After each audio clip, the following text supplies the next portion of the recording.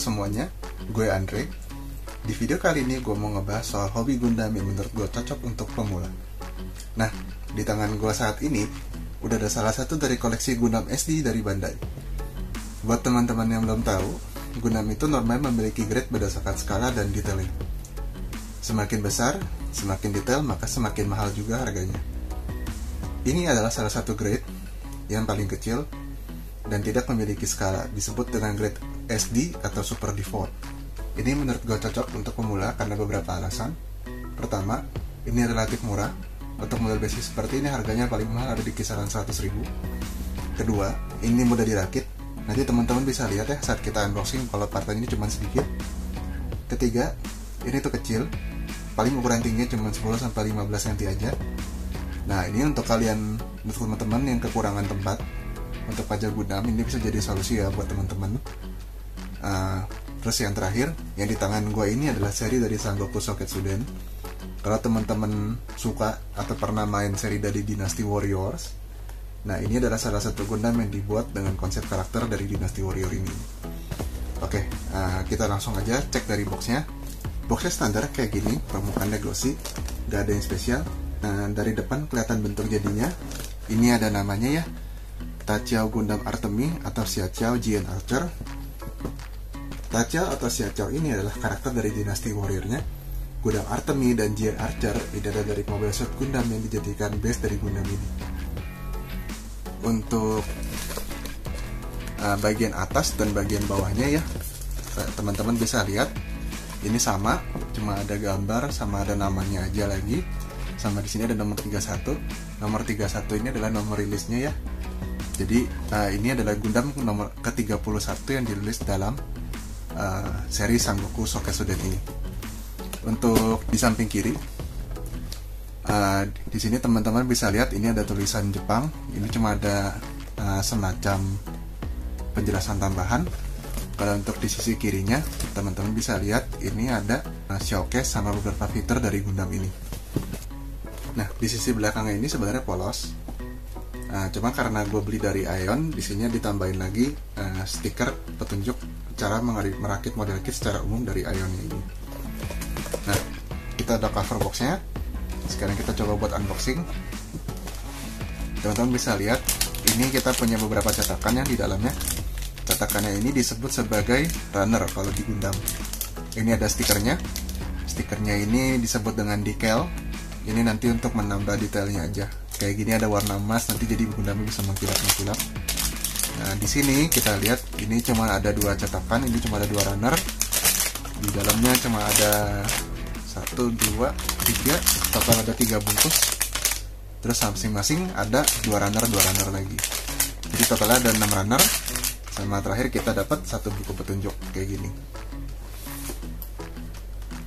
Oke, ini disingkirin dulu.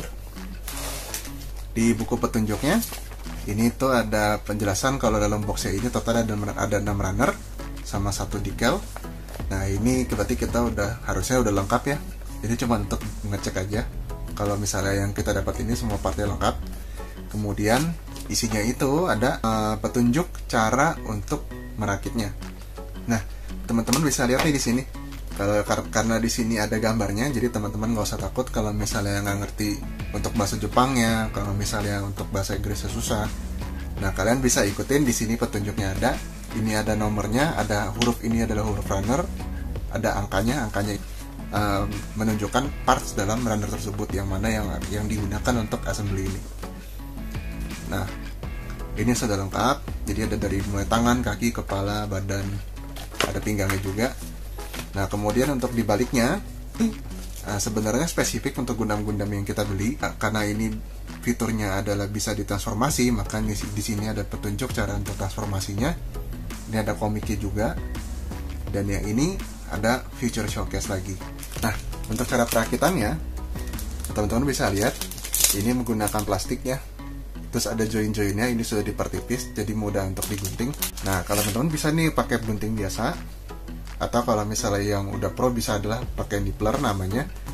Atau kalau misalnya untuk pemula ya kalian bisa pakai gunting biasa. Kalau enggak, kalau mau lebih rapi pakai gunting kuku kayak gini. Atau kalau misalnya mau yang lebih enak, pakai tang potong seperti ini. Ini bisa dibeli di toko-toko gift shop terdekat ya. Harganya juga nggak terlalu mahal, ini mungkin sekitar 20.000. Nah, selanjutnya kita mulai aja untuk perakitannya.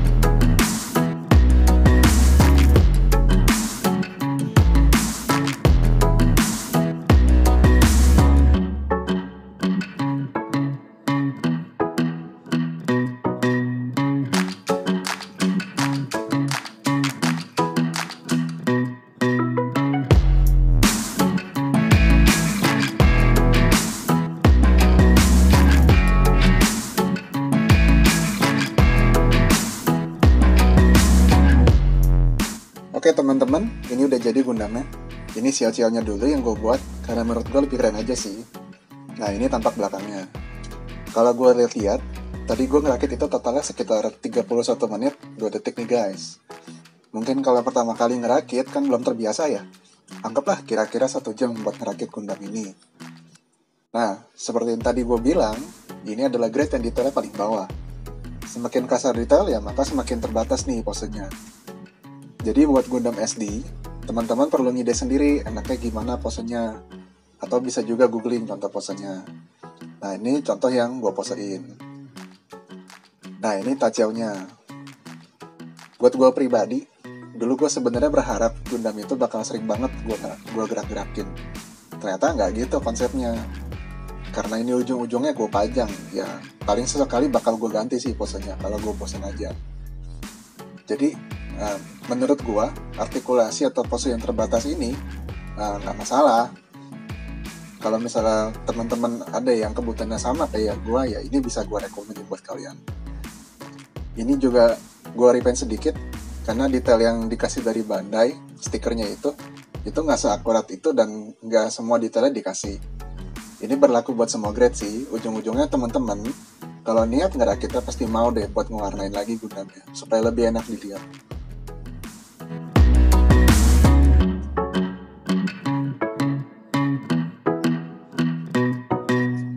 Oke, sekian dulu video gue kali ini.